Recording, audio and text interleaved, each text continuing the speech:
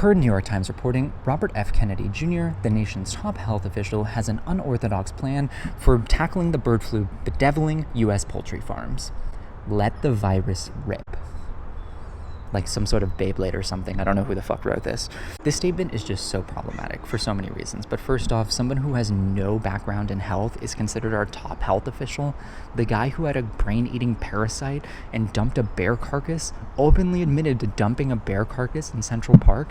He's in charge of our response to this outbreak. Secondly, this shows that Kennedy has no understanding of evolution or natural selection.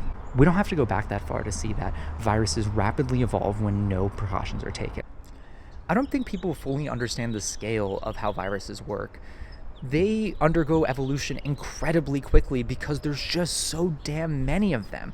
There's just so much opportunity for these viruses to mutate. You know, when you think about humans and COVID, there's so many people. There's almost 8 billion people on this planet.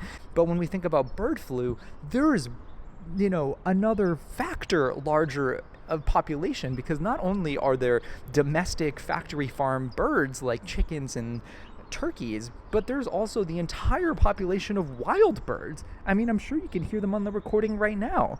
I have footage from my bird feeder. There's billions of birds, if not trillions of birds on this planet. Don't fact check me on that. The first versions of COVID were janky. It took several rounds of evolution to reach the ultimately extremely transmissible, virulent virus that we see today. Transmissible and virulent are the same thing. The Times interviewed Dr. Gail Hansen for this story, who I think summed it up very well.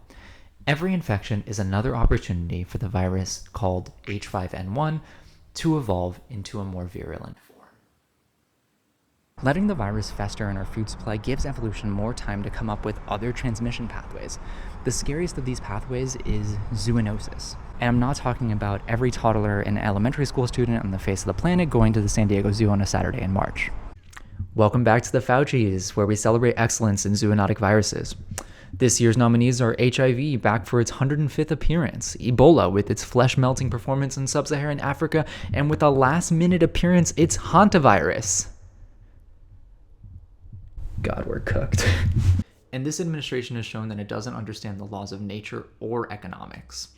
Letting a virus rip through the poultry supply makes food more expensive for all of us. How does letting factory farm chicken and turkey succumb to bird flu lower the price of eggs and poultry? For those who were promised lower prices at the grocery store, where are your loud voices now?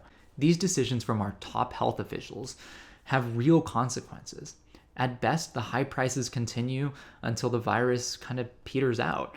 Or at worst, it spawns another global pandemic, and this time leaders have no grasp on basic biology.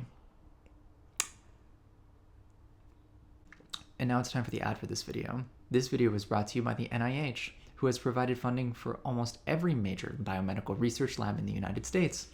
For just the price of a cup of coffee a day, you can bring world-class research to a struggling university near you.